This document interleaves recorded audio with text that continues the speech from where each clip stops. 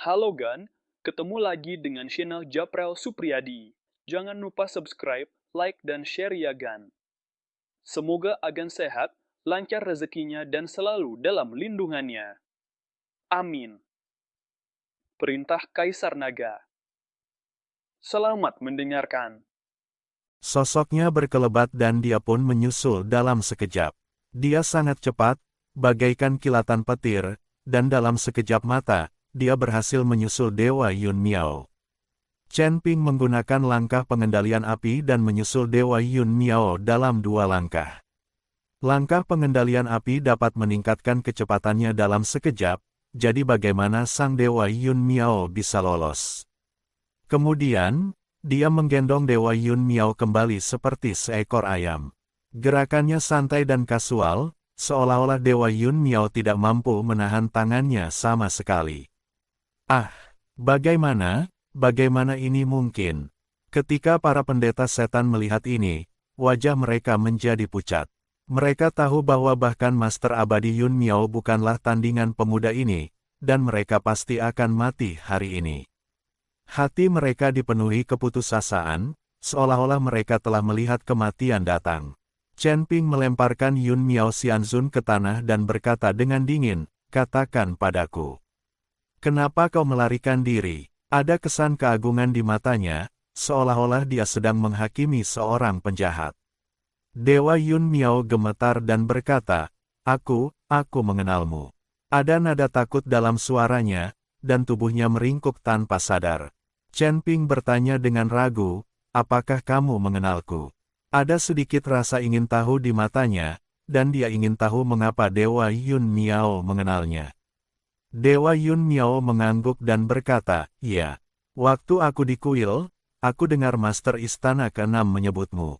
Dia bilang kau orang yang sangat berbahaya dan berpesan agar kami berhati-hati." Ada nada kagum dalam suaranya, seolah-olah Chen Ping adalah seseorang yang ditakutinya. Chen Ping tiba-tiba menyadari, jadi kamu dari kuil. Ada ketajaman di matanya, seolah-olah dia telah melihat kekuatan di balik Master Abadi Yun Miao. Yun Miao yang abadi segera berkata, "Ya, aku adalah bawahan dari Master Istana ke-6 Kuil Suci. Aku diperintahkan untuk datang ke sini untuk memurnikan batu-batu roh menjadi batu-batu abadi dan kemudian menyerahkannya kepada Master Istana ke-6. Ada nada tak berdaya dalam suaranya, seolah dia terpaksa melakukan semua ini. Chen Ping berkata dengan dingin, "Bagaimana mungkin Master Istana ke-6 tahu cara memurnikan batu roh menjadi batu abadi?" Ada kecurigaan di matanya, dan dia ingin tahu rahasia apa yang disembunyikan kuil di balik ini. Master Abadi Yun Miao hendak berbicara ketika langit yang jauh tiba-tiba tertutupi awan gelap, dan aura yang lebih kuat dan lebih jahat datang ke arahnya. Aura jahat itu bagaikan binatang buas kuno, menyerbu dengan kekuatan yang mampu menghancurkan dunia, dan dalam sekejap mata, aura itu menyelimuti seluruh alam Yuande. Udara yang awalnya stagnan tampaknya digenggam erat oleh tangan besar yang tak terlihat, membuatnya sangat sulit untuk bernapas. Para biksu iblis yang masih bergelut dalam jurang keputusasaan tiba-tiba mengangkat kepala dan menatap ke langit, seakan-akan mereka tiba-tiba melihat fajar yang cerah di tengah kegelapan. Cahaya kegembiraan di mata mereka bagaikan api yang menyala-nyala, seketika mengusir rasa takut dan putus asa sebelumnya. Ya, seorang abadi tingkat tinggi telah tiba.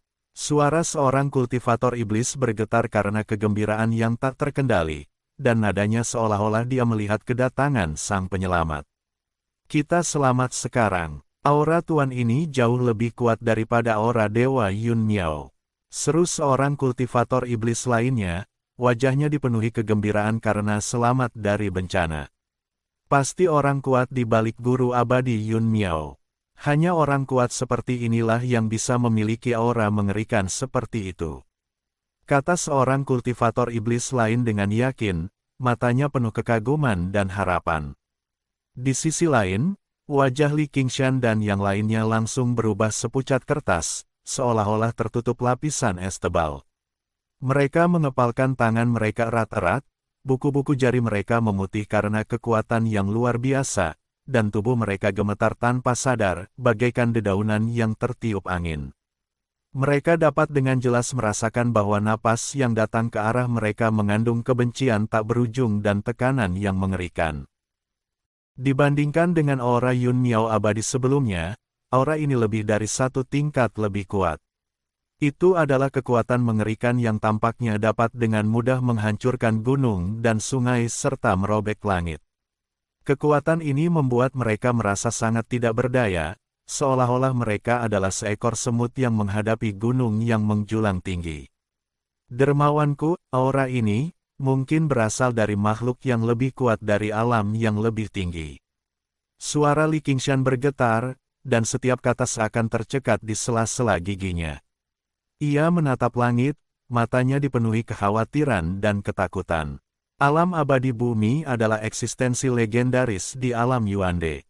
Kau harus berhati-hati.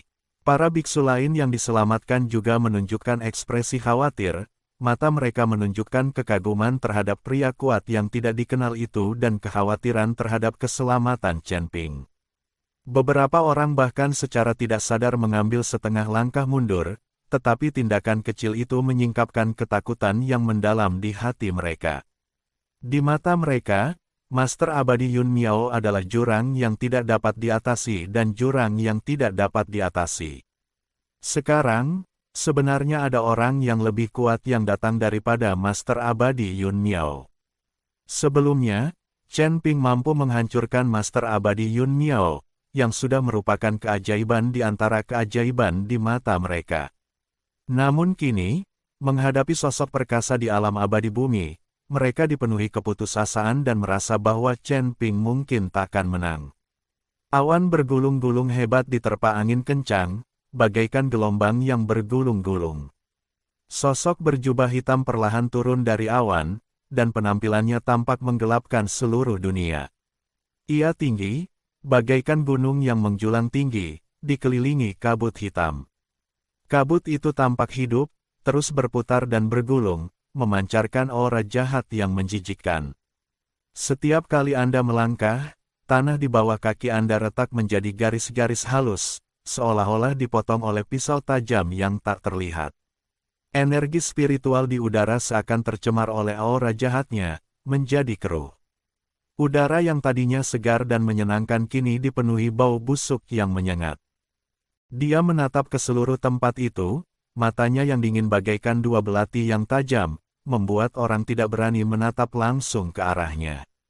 Akhirnya, tatapannya jatuh pada Yun Miao Xianzun, yang digenggam Chen Ping.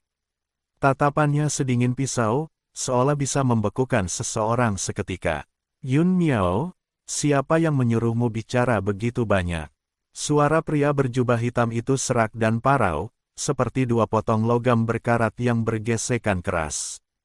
Setiap kata yang diucapkannya penuh dengan keagungan yang tak terbantahkan, seolah-olah ia adalah penguasa dunia ini dan tak seorang pun bisa melawan kehendaknya.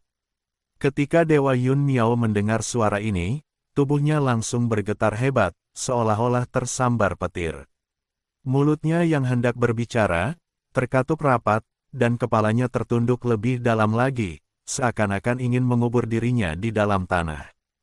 Ia bahkan tak berani bernapas, butiran keringat mengalir di dahinya, membasahi pakaiannya.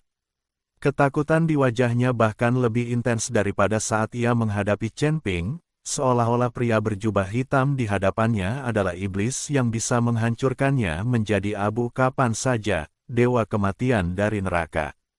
Chen Ping mengangkat alisnya, dan sekilas tatapan jijik terpancar di matanya yang awalnya tenang.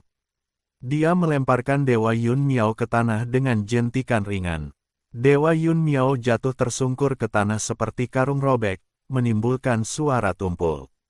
Chen Ping menatap tajam ke arah pria berjubah hitam itu, matanya memancarkan keberanian yang tak kenal takut. Siapa kau? Beraninya kau menghentikanku? Apa kau tidak takut mati? Pria berjubah hitam itu sepertinya mendengar lelucon yang sangat lucu. Ia mendongakkan kepalanya dan tertawa terbahak-bahak. Tawanya seperti teriakan burung hantu malam, tajam dan menusuk. Kabut hitam berputar-putar karena tawanya, seolah-olah sekelompok setan yang marah sedang mengaum. Kematian, di alam Yuande ini, tak seorang pun berani mengucapkan kata itu kepadaku. Wah, apa menurutmu hebat sekali bisa melenyapkan secuil sampah dari alam Sanxian? Wajah lelaki berjubah hitam itu penuh penghinaan, matanya penuh penghinaan terhadap Chen Ping. Dia melangkah maju, dan langkahnya ini seakan menginjak hati setiap orang. Momentum di tubuhnya tiba-tiba melonjak, seperti tsunami yang mengamuk, menyapu ke arah Chen Ping. Tekanan dari tingkat kedua alam abadi duniawi bagaikan beban 1000 pon, membuatnya sulit bernapas. Para biksu iblis di sekitarnya berlutut di tanah, tubuh mereka gemetar tak terkendali. Mereka bahkan tak punya tenaga untuk mengangkat kepala, seolah-olah ditekan ke tanah oleh kekuatan tak terlihat. Li Qingshan dan yang lainnya bahkan lebih pucat, bagaikan selembar kertas putih. Mereka tercekik oleh tekanan dan nyaris tak mampu menopang diri agar tak jatuh. Kaki mereka terasa berat seperti ditusuk timah. Dengarkan baik-baik, tatapan tajam terpancar di mata pria berjubah hitam itu. Tatapannya bagaikan ular berbisa, membuat orang bergidik. Aku adalah petugas penegak hukum Istana Dao Jahat, diperintahkan untuk mengawasi pemurnian batu abadi di alam Yuande. Kau telah menghancurkan rencana Istana Dao Jahatku dan berani menyerang Yun Miao. Kau benar-benar mencari kematian. Ia terdiam, nadanya penuh penghinaan, seolah Chen Ping hanyalah seekor semut yang bisa dengan mudah ia remukkan sampai mati. Kalau kau tahu apa yang baik untukmu, keluarlah dari alam Yuande sekarang juga dan tinggalkan semua batu abadi yang kau ambil. Kalau tidak, aku akan mengubahmu menjadi abu hari ini, tanpa memberimu kesempatan untuk bereinkarnasi. Ketika para biksu iblis mendengar kata-kata, Aula Dao Jahat, mereka begitu gembira hingga gemetar. Mata mereka penuh dengan fanatisme, seolah-olah mereka melihat harapan untuk balas dendam. Itu Istana Jalan Jahat. Istana Jalan Jahat yang konon menguasai seluruh alam bawah. Yang mulia sungguh perkasa, bunuh bocah ini dan balaskan dendam kami. Dia jelas tidak bisa mengalahkan penguasa Istana Jahat. Sekarang kita selamat. Mereka berteriak satu demi satu, suara mereka dipenuhi kekaguman terhadap pria berjubah hitam dan kebencian terhadap Chen Ping. Chen Ping sedikit terkejut. Ia tidak menyangka Aula Dao Jahat juga terlibat, dan dilihat dari reaksi para pembudidaya iblis ini, sepertinya mereka tidak asing dengan Aula Dao Jahat. Menariknya, para biksu kuil dewa mengikuti para biksu kuil kejahatan dan mengendalikan alam Yuande pada saat yang sama. Hati Li Qingshan dan yang lainnya mencelos. Mereka telah lama mendengar nama Istana Jalan Jahat. Kekuatan itu membuat banyak orang gemetar ketakutan. Bahkan para dewa di surga pun waspada. Petugas penegak hukum di depan mereka hanya berada di tingkat kedua alam abadi duniawi. Menurut mereka, sekuat apapun Chen Ping, bagaimana mungkin ia bisa mengalahkan lawan sekuat itu? Mata mereka dipenuhi keputusasaan, seolah-olah mereka telah melihat kegagalan Chen Ping.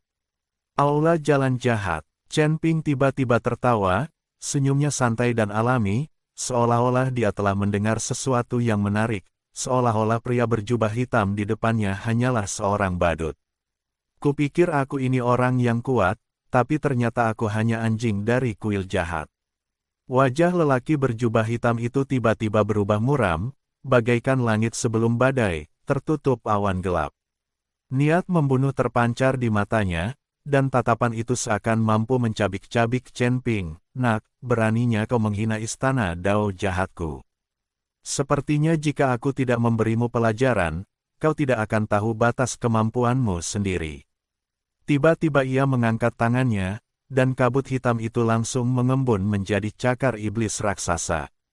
Cakar itu sebesar bukit, dan mencengkeram Chen Ping dengan suara siulan yang merobek udara. Cakar ini mengandung semua kekuatan tingkat kedua alam abadi bumi, dan hampir tak terhentikan di alam Yuande. Ruang di sekelilingnya terpelintir dan terdistorsi, seakan-akan kain kusut. Kemanapun cakar iblis itu lewat, udara terbakar dan menimbulkan suara berderak-derak, seolah-olah badai dahsyat akan datang. Para biksu iblis semuanya memperlihatkan ekspresi gembira, mata mereka terbuka lebar, seolah-olah mereka ingin menyaksikan sendiri adegan Chen Ping dicabik-cabik. Wajah mereka dipenuhi dengan senyum kejam, seolah-olah mereka telah melihat pemandangan daging dan darah Chen Ping beterbangan di mana-mana. Li Qingshan dan yang lainnya memejamkan mata, tak berani menyaksikan adegan selanjutnya. Hati mereka dipenuhi kekhawatiran dan ketakutan, seolah-olah Chen Ping akan menghadapi bencana yang tak bisa ia hindari. Namun, tepat ketika cakar iblis hendak menangkap Chen Ping bergerak. Pergerakannya tampak acak, namun penuh dengan misteri tak berujung. Ia hanya mengangkat tangan kanannya pelan-pelan, telapak tangannya menghadap cakar iblis raksasa itu. Tak ada gerakan aneh, bahkan napasnya pun tak berfluktuasi, seolah-olah ia sedang menghadapi serangga terbang tak berarti. Ledakan, terdengar suara ledakan tumpul, seperti guntur yang menggelegar di telingaku. Cakar hitam itu langsung hancur dan menghilang menjadi kabut hitam. Kabut hitam itu bagaikan asap yang tertiup angin, lenyap tanpa jejak dalam sekejap. Segera setelah itu, sebuah kekuatan tak terlihat menyerang balik lengan pria berjubah hitam itu. Kekuatan itu bagaikan ular berbisa yang ganas, menjalar dengan cepat di sepanjang lengan pria berjubah hitam itu. Senyum puas di wajah pria berjubah hitam itu langsung membeku, digantikan oleh ekspresi ngeri yang luar biasa. Matanya terbuka lebar, seolah-olah dia telah melihat hal yang paling mengerikan di dunia. Dia merasakan suatu kekuatan yang tak tertahankan mengalir ke dalam tubuhnya, seketika menghancurkan meridian dan dantiannya. Kekuatan itu bagaikan air pasang yang bergulung-gulung, mendatangkan malapetaka di tubuhnya, meninggalkan kekacauan dimanapun ia lewati. Ia bahkan tak sempat berteriak. Tubuhnya jatuh terbanting ke tanah seperti bola yang dihantam benda berat, berdarah dari ketujuh lubangnya, dan napasnya langsung terhenti. Penegak hukum Balai Dao Jahat, yang berada di alam abadi duniawi tingkat kedua, bahkan tidak sanggup menahan serangan Chen Ping dan ditampar hingga mati. Tubuhnya yang tadinya tinggi kini tergeletak di tanah bagaikan anjing mati, tak lagi semegah dulu. Seluruh tempat itu hening. Para biksu iblis, yang sedari tadi bersorak-sorai, kini membekukan senyum mereka, mulut mereka menganga lebar, mata mereka dipenuhi ketakutan dan kebingungan, seolah semua yang baru saja terjadi hanyalah ilusi. Tubuh mereka gemetar tak terkendali, seolah-olah mereka tengah dilanda mimpi buruk yang mengerikan. Li Qingshan dan yang lainnya tiba-tiba membuka mata dan melihat tubuh pria berjubah hitam tergeletak di tanah. Mereka kemudian menatap Chen Ping dengan wajah tenang dan tercengang. Pikiran mereka menjadi kosong, seolah tersambar petir. Tekanan mengerikan yang baru saja mereka rasakan, ahli alam bumi abadi yang tak terkalahkan di mata mereka benar-benar dibunuh oleh Chen Ping hanya dengan satu tamparan.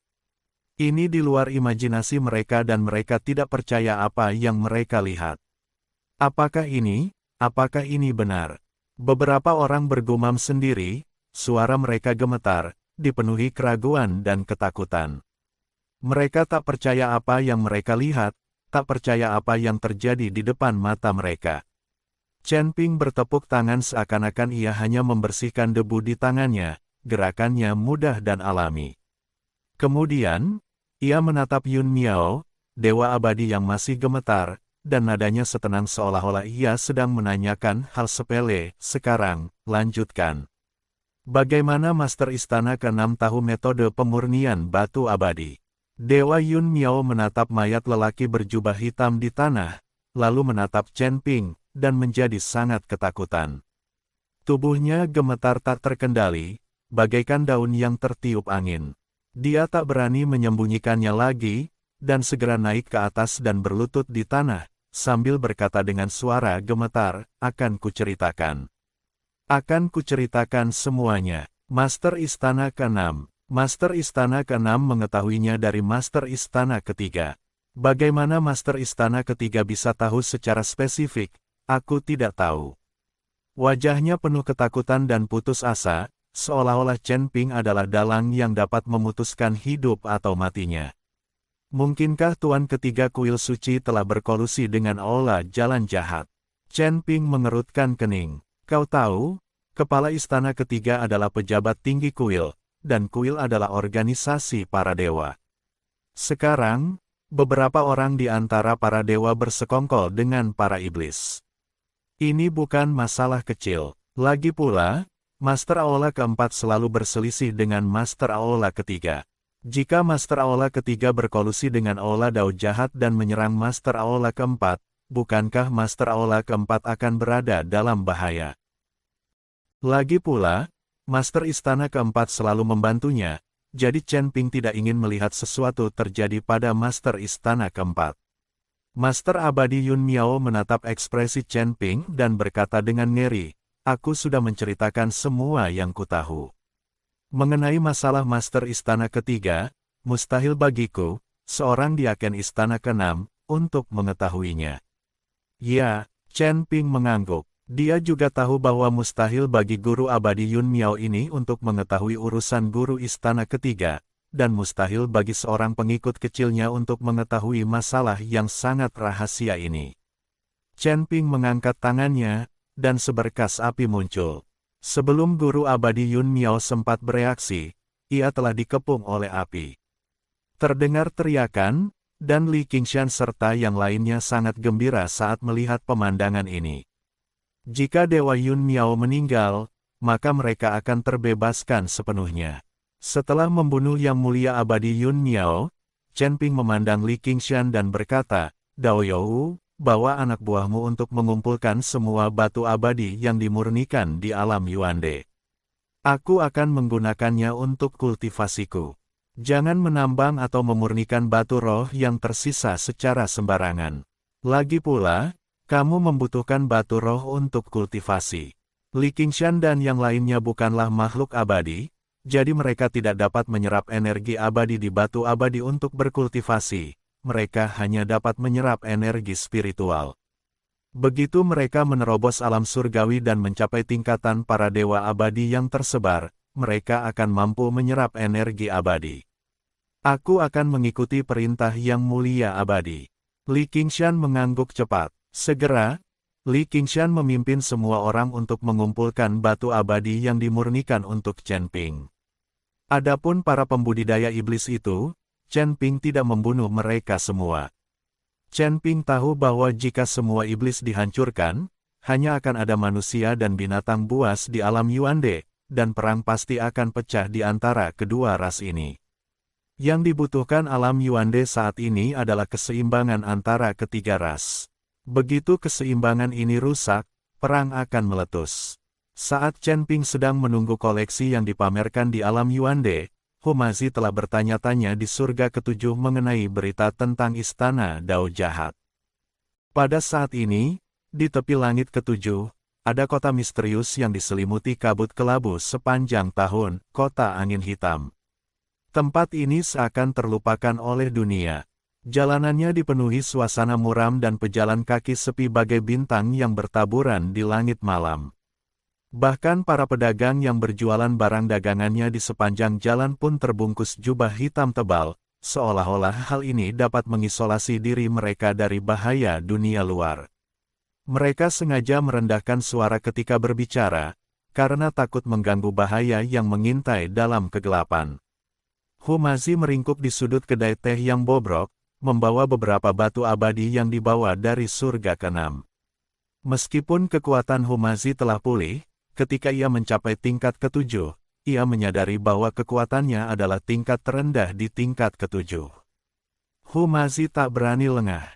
Matanya memancarkan kewaspadaan dan kecemasan, telinganya tegak, tak melewatkan satu suara pun di kedai teh. Dia telah menunggu di sini selama 3 hari penuh hanya dengan satu tujuan, untuk mencari tahu apa yang terjadi di istana kejahatan surga ketujuh. Humazi tidak berani bertanya sembarangan kepada siapapun, karena takut menjadi sasaran, jadi dia hanya bisa menggunakan metode ini untuk mencari tahu berita. Ia menggenggam erat jimat penyembunyian di tangannya. Jimat ini adalah satu-satunya perlindungannya saat ini. Jimat ini dapat memblokir aura kultivasinya untuk sementara dan memberinya lebih banyak harapan untuk bertahan hidup di lingkungan berbahaya ini. Ledakan, sebuah suara keras memecah keheningan di kedai teh. Pintu kedai teh ditendang terbuka, dan seorang pria kekar dengan bekas luka mengerikan di wajahnya masuk. Di belakangnya diikuti dua biksu yang juga mengenakan jubah hitam dan memancarkan aura suram. Humazi segera menundukkan kepalanya dan berpura-pura tidak terjadi apa-apa, tetapi jari-jarinya diam-diam menggenggam kertas jimat di tangannya, siap menghadapi bahaya apapun yang mungkin terjadi kapan saja. "Bos, berikan aku setoples anggur paling kuat." Scarface berteriak keras dan membanting dompetnya yang menggembung ke atas meja. Suara renyah batu-batu abadi yang beradu di dalam dompet terdengar sangat keras di kedai teh yang tenang ini. Humazi melirik sekilas dari sudut matanya dan melihat sebuah token hitam tergantung di pinggang Scarface. Kata "jahat" yang terukir di token itu persis sama dengan token kuil jahat yang pernah dilihatnya sebelumnya. Jantungnya berdetak lebih cepat tanpa sadar, mengetahui bahwa penantiannya akhirnya membuahkan hasil. Saat itulah, percakapan antara dua biksu di meja sebelah terdengar di telinga Humazi. "Sudah dengar, orang-orang di wihara baru-baru ini mengadakan ceramah, dan banyak biksu datang untuk mendengarkan. Namun, para biksu yang mendengarkan tampaknya telah kehilangan jiwa mereka." Seorang biksu berkata dengan suara rendah. "Set, kecilkan suaramu. Apa menurutmu kita bisa membahas urusan kuil? Terakhir kali, seorang kultivator pengembara terlalu banyak bicara dan ditampar oleh staf kuil." Biksu lain memperingatkan dengan ngeri. "Apa yang kau takutkan? Kudengar orang-orang dari kuil akhir-akhir ini sangat dekat dengan kuil kejahatan." Setelah biksu itu selesai berbicara, ia mencondongkan tubuh ke telinga orang itu dan berbisik, "Sepertinya kuil Dao jahat sedang mencari guci jiwa. Konon guci itu bisa menampung jutaan jiwa. Sepertinya kuil ini punya benda seperti itu." Humazi mendengarkan dengan saksama dan hatinya tenggelam. Kata-kata "guci jiwa" dan "jutaan jiwa" menghantam hatinya bagai palu berat.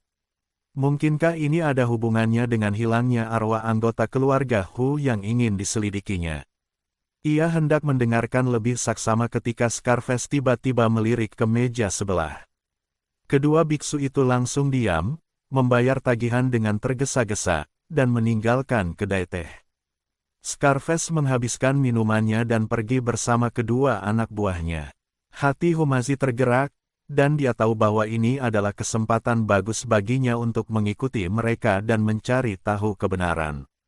Dia mengikutinya dengan tenang dan mengaktifkan simbol penyembunyian untuk menyembunyikan sosoknya.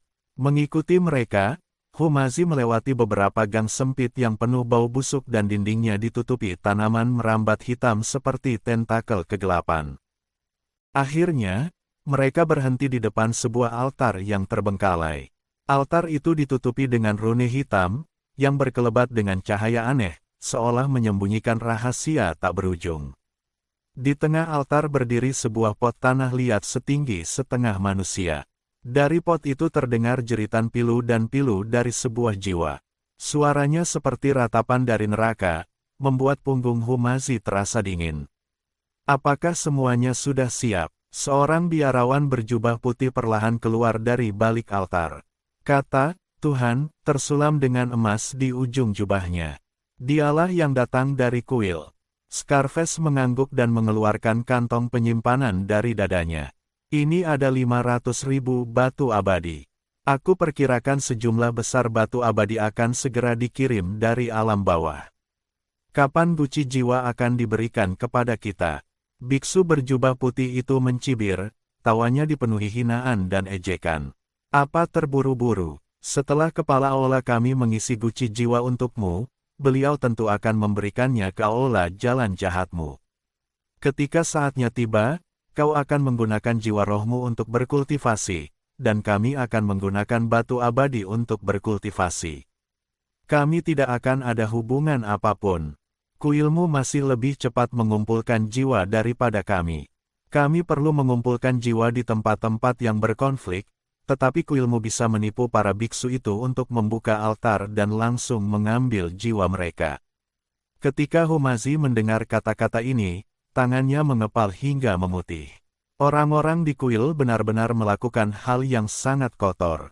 Kalian harus tahu bahwa tanpa jiwa mereka, para biksu tidak akan dapat terus berlatih dan meningkatkan kultivasi mereka, yang sama saja dengan kematian. Tepat saat Humazi hendak mengamati lebih dekat guci tembikar di altar, ia tiba-tiba ditemukan. Jimat penyembunyiannya gagal, dan auranya langsung terekspos. WHO, biksu berjubah putih itu tiba-tiba berbalik, tatapannya setajam pedang, dan pedang panjang di tangannya langsung terhunus. Cahaya pedang keemasan menebas ke arah Humazi. Humazi segera mengaktifkan kembali jimat penyembunyian dan menghindari cahaya pedang ke samping.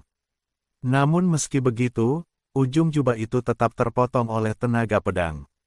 Energi pedang itu tampaknya membawa kekuatan yang membakar, menyebabkan kulitnya terasa perih. Ada yang mengintip. Scarface meraung, mengeluarkan rantai hitam, dan mengayunkannya ke arah tempat Humazi bersembunyi. Rantai itu berduri dan terbungkus kabut hitam. Begitu terjerat, jiwa akan tersedot, yang akan menjadi akhir yang lebih mengerikan daripada kematian. Humazi tidak berani melawan dan berbalik serta melarikan diri. Namun, biksu berjubah putih itu sangat cepat. Pedang di tangannya terus berayun dan melesat ke arah Humazi seperti meteor emas, memaksanya untuk menghindar berulang kali. Setiap kali dia menghindar, dia dalam bahaya, dan pakaiannya terpotong oleh energi pedang.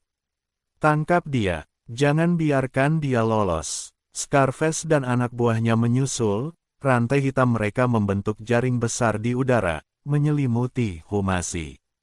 Rantai itu mengeluarkan bau yang memuakkan, seolah-olah belenggu dari neraka. Humazi mengeluarkan jimat dan melemparkannya ke tanah tanpa ragu.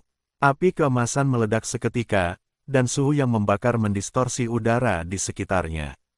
Api itu bagaikan binatang buas yang marah, memaksa mundur para pengejar. Humazi memanfaatkan kesempatan itu untuk memasuki sebuah gang. Gang ini bahkan lebih sempit dan dinding-dindingnya hampir saling menempel. Ia hanya bisa bergerak cepat dengan mencondongkan badan ke samping. Namun setelah berlari beberapa langkah, dia menabrak seseorang. "Kakak, apa yang membuatmu begitu bingung?" Pria itu mengenakan jubah kasar dan tersenyum lembut. Ia tampak seperti pejalan kaki biasa.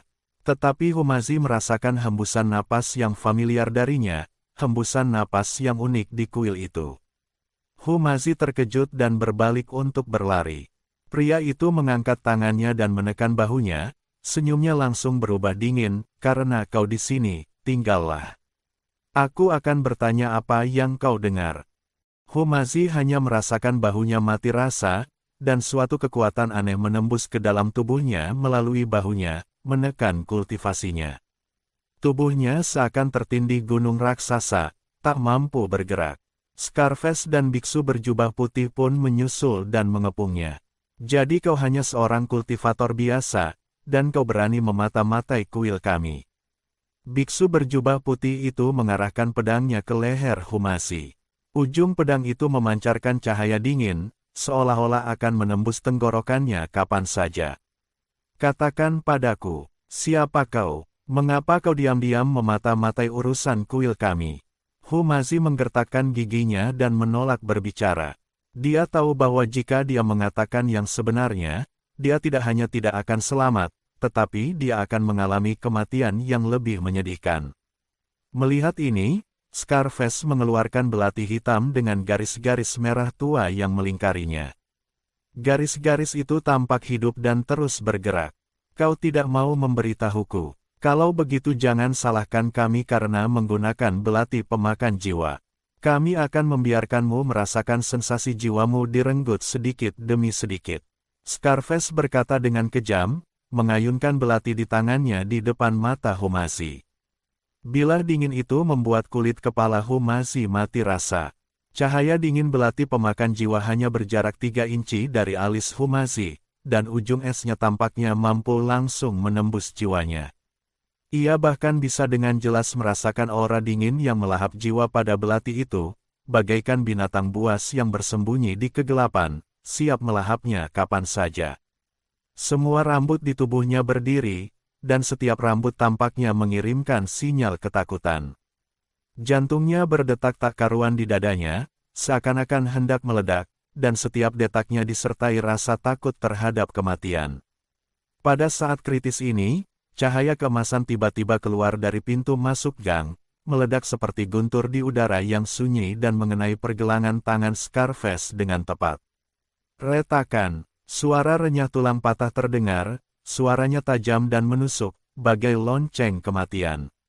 Belati pemakan jiwa di tangan Scarface jatuh ke tanah dengan suara, klang, yang keras, yang terdengar sangat tiba-tiba di tengah suasana tegang ini. Dia menutupi pergelangan tangannya yang terkilir dan menjerit dengan suara nyaring, "Siapa?" Suaranya penuh ketakutan dan kemarahan, bagaikan oman binatang buas yang terluka. Humazi tiba-tiba mendongak dan melihat sosok yang familiar berdiri di pintu masuk gang. Kemeja putihnya berkibar lembut tertiup angin, bagaikan bendera yang tak pernah pudar. Ada api hitam putih samar yang berkobar di sekujur tubuhnya. Api itu bagaikan rune misterius, memancarkan aura kuno dan kuat. Itu Chen Ping, yang datang dari alam Yuande. "Chen Ping, kenapa kamu di sini?" Humazi terkejut sekaligus gembira, matanya langsung memerah. Awalnya ia mengira ia akan mati kali ini. Dalam situasi putus asa ini, ia seolah melihat wajah mengerikan sang dewa kematian, dan seluruh sel tubuhnya gemetar putus asa. Tanpa diduga, Chen Ping tiba-tiba muncul, seperti seberkas cahaya di kegelapan, memberinya harapan hidup. Chen Ping tidak menjawab terlebih dahulu, melainkan melirik dingin ke arah 3 orang yang mengelilingi Humazi. Matanya bagaikan es, memancarkan hawa dingin yang menusuk tulang, membuat mereka bertiga menggigil tanpa sadar. Melihat ini, biksu berjubah putih itu mencengkeram pedangnya erat-erat dan menerjang Chen Ping. Ekspresi ganas muncul di wajahnya saat ia berteriak, "Orang usil lagi. Bunuh dia bersama-sama." Pedang panjang itu memancarkan cahaya dingin, seperti ular berbisa, dan terbang lurus ke arah wajah Chen Ping. Namun saat hendak menyerahkan pedangnya, Chen Ping mengulurkan 2 jarinya dan menggenggamnya erat. Jari-jari Chen Ping sekeras baja. Sekeras apapun biksu berjubah putih itu mencoba, pedang itu tidak bisa bergerak maju sama sekali. Chen Ping sedikit mengangkat sudut mulutnya, memperlihatkan senyum menghina, "Dengan kemampuan sekecil ini, kau berani menggunakan pisau di depanku." Sambil berbicara, dia mengerahkan sedikit tenaga dengan jari-jarinya, dan dengan bunyi, krak, pedang itu langsung patah menjadi 2 bagian.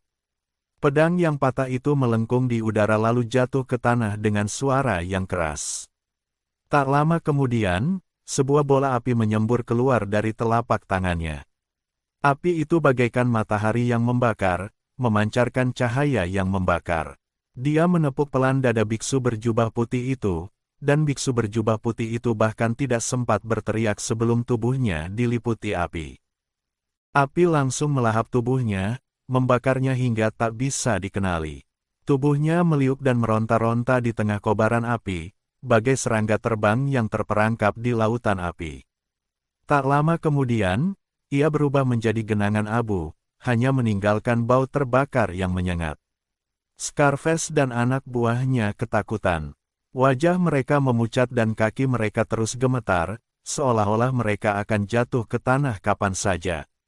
Mereka berbalik dan ingin berlari, langkah mereka tergesa-gesa dan panik, seolah-olah ada banyak sekali roh jahat yang mengejar mereka. Namun, Chen Ping dengan santai melemparkan 2 rantai api, yang seperti 2 ular api yang lincah dan langsung melilit anggota tubuh mereka. Mereka berjuang mati-matian namun tidak dapat melepaskan diri dari rantai itu dan hanya bisa berteriak putus asa.